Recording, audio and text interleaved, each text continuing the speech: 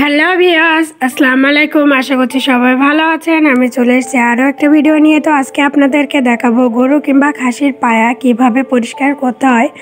মনে হচ্ছে আপনাদের এই ভিডিওটা খুবই কার্যকরী হবে। যদি ভালো লেগে থাকে অবশ্যই লাইক, কমেন্ট, শেয়ার এবং সাবস্ক্রাইব করবেন।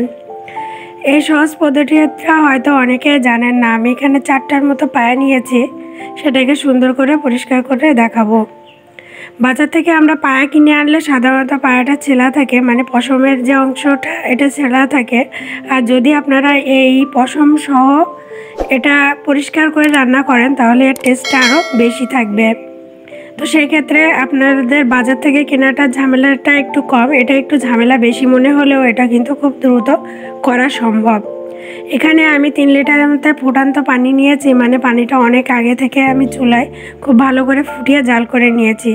আর নিতে হবে এখানে আপনার একটা ছুরি, যেটা ধারালো হবে। তবে মাথায় রাখতে হবে পানিটা কখনো চুলা অফ করে দিয়ে আপনি পরিষ্কার করতে যাবেন না। আমি আবার একসাথে সবগুলো পায়া আপনি ভিজিয়ে তারপরে পরিষ্কার করতে যাবেন না, অল্প অল্প করে আপনি করতে থাকবেন। তো প্রথমে আমি এখানে ফুটান্ত পানি দিয়ে একটা পায়ের কিছু অংশ ভিজিয়ে নিচ্ছি। তারপরে পশমের উল্টা দিক থেকে আমি সেই ছুরিটা দিয়ে সুন্দর করে একটু করে আঁচড় দিয়ে পরিষ্কার করে নিচ্ছি। এটা কিন্তু খুব হালকা হাতে করলেই হয়ে যাবে, খুব বেশি প্রেশার দিয়েও করা আপনার লাগবে বলে মনে হয় না। তো সুন্দর করে এভাবে আমি এটা পরিষ্কার করে নেব। বাসায় তো অনেকে অনেকভাবে করেন, কিন্তু এভাবে একটু দ্রুত করতে দেখবেন অনেক দ্রুত হয়ে যাবে। তারপরে আমি একটা সাইড এভাবে সুন্দর করে পরিষ্কার করে নিয়েছি। আর অবশ্যই ভিডিওটা কে কোথা থেকে দেখছেন লাইক, কমেন্ট, শেয়ার করে জানাবেন। তারপরে আমি ওপর অংশটাও একইভাবে গরম পানি দিয়ে ভিজিয়ে নিব, সুন্দর করে নিয়ে তারপরে পরিষ্কার করব। এই প্রসেসিংয়ে আপনারা একটু সাবধানতা অবলম্বন করবেন, যেহেতু পানিটা অনেক গরম, আপনাদের হাতে যেন না লাগে। তো সুন্দর করে আমি এভাবে পরের অংশটাও পরিষ্কার করে নিচ্ছি।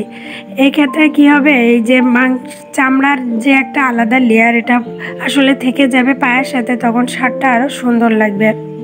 তো সুন্দরভাবে আমি এভাবে পরিষ্কার করে নিয়ে নিয়েছি। যদি একটু পশম দেখা যায় সেক্ষেত্রে আপনারা একটু কষ্ট করে একটা ব্লেড দিয়ে সুন্দর করে আঁচড় নিয়ে নেবেন। আর এভাবে করলে আপনার কাজটাও দ্রুত হবে। আমি একের পর এক একটা করে পায়া কিন্তু পরিষ্কার করব। একবারে সব কিছু করতে গেলে কিন্তু আপনার একটা পায়াও উঠবে না।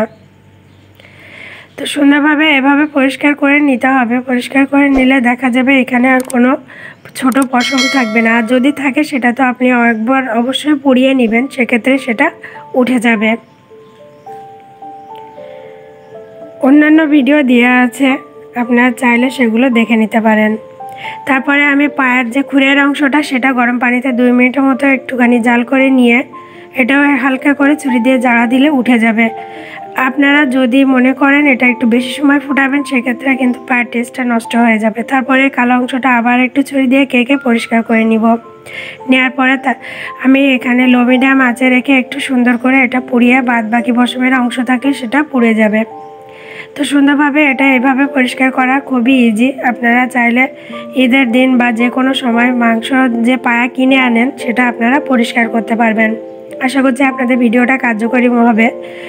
আর যদি আপনারা চান এভাবে খাসি বা অন্য মহিষ বা অন্য কোনো প্রাণী পায়াও পরিষ্কার করে নিতে পারেন, আসলে খুবই সুন্দরভাবে এটা পরিষ্কার হয়ে যাবে। তো সকলের সুস্বাস্থ্য কামনা করে এখানে শেষ করছি। সকলে আমার জন্য দোয়া করবেন। হ্যাঁ অবশ্যই ভিডিওটাতে লাইক, কমেন্ট, শেয়ার এবং সাবস্ক্রাইব করবেন। সকলের সুস্বাস্থ্য কামনায় এখানে শেষ করছি। আল্লাহ হাফেজ।